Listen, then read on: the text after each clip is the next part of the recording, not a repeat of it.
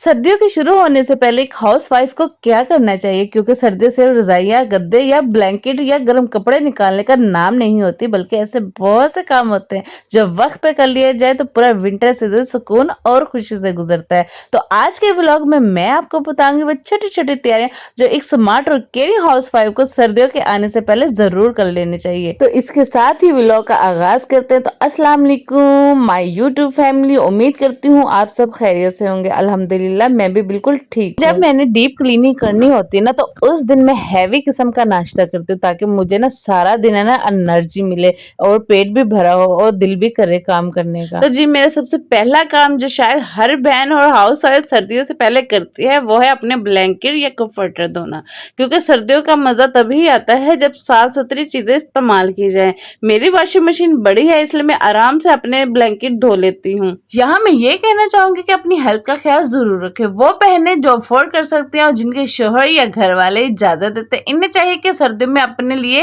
Helper जरूर रखें। खासतौर पर वो बहनें जिन्हें घंटियां, ज्वाइंट्स पेन या सर्द मौसम में हाथ पांव सुन और पेन होने की शिकायत रहती है, वो अपने आप को ज्यादा मत थकाए क्योंकि सर्दियों में काम थोड़ा हैवी हो जाता है। इसलिए हेल्पर हायर कर लेना बेहतर है। अगर हेल्थ खराब होगी ना तो डॉक्टर और मेडिसिन पर पैसे खर्च होंगे ना, इससे अच्छा है कि अपने लिए एक हेल्पर रख ले ताकि आपको सहारा मिल सके। और जो पैसे डॉक्टर और मेडिसिन पर लगाने हैं ना वो अपने हेल्पर को दे दीजिएगा। तो जी मेरे कंबल हो गए वॉश और अब इन्हें छत पर सुखाने के लिए आई हूँ। आज 20 अक्टूबर है लेकिन मुल्तान में अभी भी शदीद धूप है। तो मौसम देख के लग रहा है कि जैसे दूर दूर तक सर्दियों का कोई नामो निशान ही नहीं है। दिन में गर्मी है और रात को मच्छर ऐसे हमला करता है जैसे सर्दियां आने से पहले अपनी अटेंडेंस पूरी कर रहे हों। तो जी बढ़ते हैं अपने दूसरे काम की तरह, और वो है घर को ऑर्गेनाइज करना। घर की वो जगह जहाँ आम दिनों में हाथ नहीं जाता, जैसे बेड के नीचे हो गया, सोफे के इर्द गिर्द या फिर ये पेटी के नीचे और कोनों खुदरों में जमी हुई गर्द, इन्हें साफ कर लें क्योंकि सर्दियों के दिन होते हैं छोटे, पता ही नहीं चलता कि कब सुबह होती है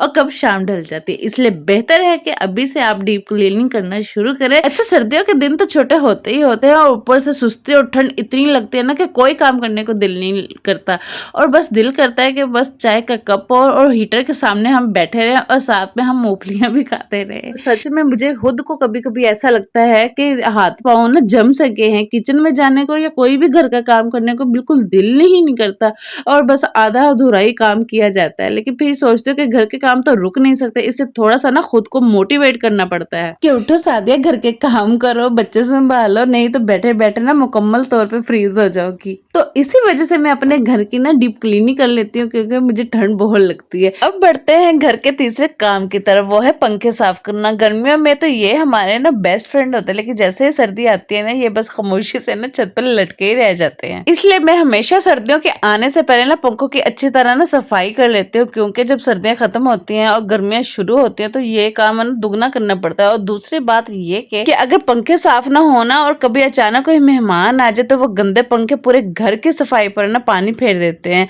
जैसे कि कमरा चमक रहा हो, फर्श भी साफ सुथरा हो, लेकिन जैसे ही मेहमान की नजर ऊपर जाती है ना पंखे की तरफ तो ज्यादा अच्छा ना प्रेशर नहीं पड़ता। इसलिए मैं हमेशा सर्दियों के आने से पहले ना पंखे साफ करती हूँ क्योंकि घर की सफाई ना तब मुकम्मल लगती है जब पंखे भी ना साफ सुथरे हों। तो अब हमारा चौथा काम है वो है किचन अपने को ऑर्गेनाइज करना। देखिए बहन, किचन है ना घर का दिल होता है और अगर किचन साफ सजा और ऑर्गेनाइज किया हो ना तो काम करने का अपना अलग ही मजा होता है। मैं हमेशा सर्दियों के शुरू में ना किचन की डीप क्लीनिंग लाजमी करती हूँ, खास तौर पर किचन की अलमारियां ना, क्योंकि ये वही जगह है जहां हम अपने जरूरी बर्तन और रोजमर्रा के ना इस्तेमाल की हुई चीजें रखते हैं। अगर अलमारियां साफ सुथरी होना और चीजें निकालने और रखने में भी आसानी रहती है और किचन हमेशा फ्रेश और ऑर्गेनाइज लगता है। किचन की अलमारियों ना कैबिनेट्स में ये चूना उतर उतर के ना इतना जमा हो जाता है कि ऐसा लगता है जैसे पूरा किचन ना डस्ट से भर गया। और मैंने ना अपनी हेल्पर के साथ कैबिनेट्स को ना अच्छे से साफ कर लिया ताकि ये जो चूना और सीमेंट है ना ये अच्छे से साफ हो जाए। अलमारी और कैबिनेट साफ करने के बाद मैंने अपनी ना हेल्पर से कहकर ना पेनेफ्लेक्स की शीट बचाई और ये पेनेफ्लेक्स की शीट से ना जनाब लेकर आए थे अपने ऑफिस से, तो इसकी भी मुझे बहुत बचत हो गई कि मुझे परचेज नहीं करनी पड़ी। और इसका सबसे बड़ा फायदा मुझे ये है कि इसके नीचे ना धूल मट्टी नहीं जमेंगी और सर्दियों में ना बहुत ईजी हो जाएगा इसको ना साफ करना। ऊपर से डस्टर से ना मैं फटाफट इसको साफ कर लूंगी, एक ज्यादा मुझे ना डीप क्लीनिंग नहीं करनी पड़ेगी। साफ सुथराई और शीटें बिछाने के बाद ना मैंने चीजों को ना उनकी अपनी असल जगह पे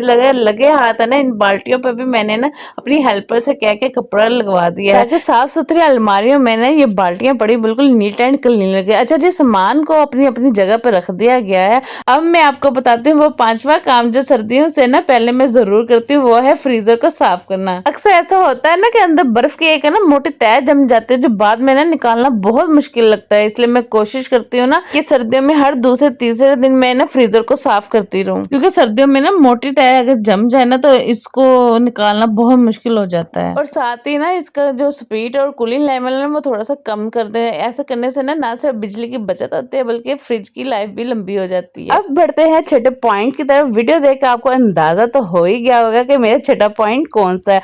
आज मैं आपको बहुत इंपॉर्टेंट चीजें दिखाने वाली हूँ जो हर हाउसवाइफ को पता होनी चाहिए, खास तौर पे उन बहनों को जिनके छोटे छोटे बच्चे हैं। ये काम सर्दियों के लिए तो खास नहीं है बल्कि साल के 12 महीने जरूरी है। ये वो मेडिसिन और सिरप है जो इमरजेंसी घर पर रखना जरूरी होती है। छोटे बच्चों को ना कभी बुखार, कभी खांसी, कभी छोटी मोटी चोट, कुछ ना कुछ लगा ही रहता है। इसलिए मैं कहती हूँ कि ये सब सिरप और मेडिसिन और बाम वगैरह ना, चाहे सर्दी हो या गर्मी, इन सब चीजों का ना घर में होना बहुत जरूरी है, क्योंकि माए हमेशा तैयार रहती है अगर रात को बच्चे को बुखार भी हो जाए ना, जस्ट इन केस तो दवाई घर पर ही मिल जाए। और अगर घर में मेडिसिन रेडी ना होना तो रात के वक्त इमरजेंसी की सूरत में पैनिक होना स्टार्ट हो जाता है। मैं हमेशा एक मेडिसिन बॉक्स बना के रखती हूँ जिसमें सारी चीजें मौजूद होती हैं। पेन किलर, मोशंस का सिरप, नजला, जुकाम और खांसी का सिरप और मल्टी विटामिन के सिरप मैं ना घर में एट अ टाइम मौजूद ही रखती हूँ, क्योंकि छोटे बच्चों के साथ कभी भी इनकी जरूरत पेश आ जाती है। साथ आप विक्स और बाम को लाजमी ऐड करें, क्योंकि छोटे बच्चे होते हैं उनको खांसी और जुकाम जब होता है इनके सीने या नोजे पर लगाने से ना फौरी तौर पर आराम मिल जाता है। और इस बात का ध्यान रखें कि मेडिसिन रखना काफी नहीं होता, ये चीजें आपकी इजी रिच पर भी होनी चाहिए, यानी जरूरत पड़ने पर आपको फौरन मिल जाए ताकि बच्चे को जल्द आराम आए और आप टेंशन फ्री रहें। और साथ साथ ना एक्सपायरी डेट भी हमेशा चेक कर लेनी चाहिए ताकि कोई भी चीज खराब ना हो। सर्दियों में एक खास चीज जो घर में बहुत जरूरी होती है वो है नेबुलाइजर, क्योंकि अक्सर डॉक्टर ना बच्चों के चेस्ट इन्फेक्शन या शदीद कफ के केस में सबसे पहले ना नेबुलाइजर रिकमेंड करते हैं। ये छोटी सी डिवाइस बच्चों की हेल्थ के लिए बहुत जरूरी होती है, खास तौर पर सर्दियों में। अब बात करते हैं अंडों की। अंडे एक हेल्पफुल फूड है, इम्यूनिटी स्ट्रॉन्ग रखने में बहुत हेल्प करते हैं, क्योंकि इससे एनर्जी और न्यूट्रिशन दोनों ही मिल जाती हैं। सर्दियों में ना जिल्द बहुत ड्राई हो जाती है, इसलिए वेजलिन और मॉइस्चराइजर लोशन का लाजमी होना चाहिए। हाथ और पाँव के लिए वेजलिन इस्तेमाल करती हूँ और फेस के लिए पॉन्ड्स का लोशन इस्तेमाल करती हूँ। ये छोटा सा स्टेप कोल्ड वेदर में जिल्द को सॉफ्ट रखता है और क्रैक्स या ड्राइनेस से बचाता है। और बालों के लिए मस्टर्ड ऑयल बेस्ट रहता है। एक छोटी सी रेमेडी आपसे शेयर करना चाहूंगी जो खास तौर पर बच्चों के लिए बहुत यूजफुल है। अगर 1 चम्मच शहद में ना 1 चुटकी काली मिर्च को मिलाकर बच्चों को दे देना तो ये मिक्सर बच्चों की खांसी को रोकने के लिए बहुत फायदा देती है। दूसरा ये कि जिन बच्चों को अक्सर सर्दियों में चेस्ट इन्फेक्शन की शिकायत रहती है ना, तो उन्हें भी 1 चम्मच शहद में 1 चुटकी सुहागा पाउडर मिला के दे तो ये मिक्सचर चेस्ट इन्फेक्शन में बहुत फर्क लाता है।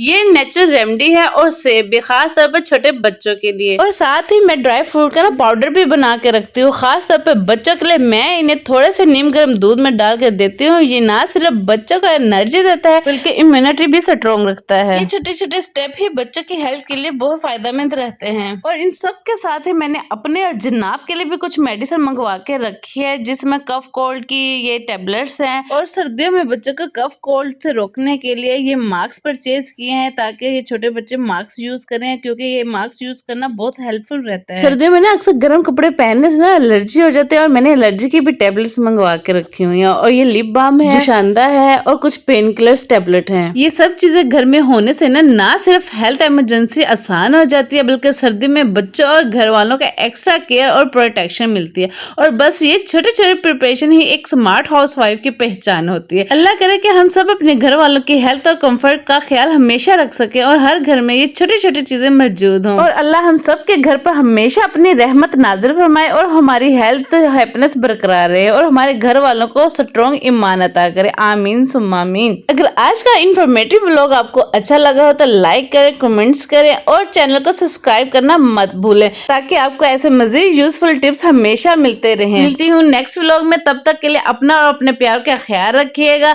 अल्लाह हाफिज।